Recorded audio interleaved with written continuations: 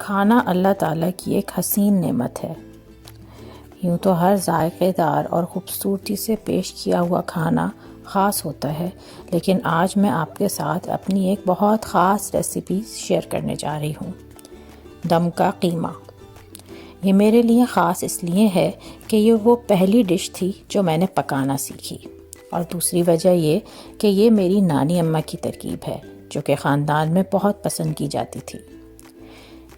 इसके लिए आपको चाहिए कीमा बग़ैर चर्बी का 1 किलो, कच्चा पपीता 1 टेबल स्पून, चने 2 टेबल स्पून, खसखस 1 टेबल स्पून, इमली का गूदा आधा कप, चाहें तो कम इस्तेमाल करें और बाद में शामिल कर लें, नमक हस्बे ज़ायक़ा, काली मिर्च आधा टीस्पून, गरम मसाला पिसा हुआ आधा टीस्पून। ये दोनों चीज़ें भी हस्बे ज़ायक़ा बढ़ाई या कम की जा सकती हैं। चने खसखस पीस लें। तमाम मसाला इमली के पल्प में मिला के कीमे में लगा दें और 2 घंटे के लिए रख दें। आधा कप ऑयल में एक प्याज लाल करें या फिर ब्राउन प्याज कीमे में मिला दें और कीमा डाल के पकाएं। अच्छी तरह भूनें जब तक ऑयल ऊपर ना आ जाए।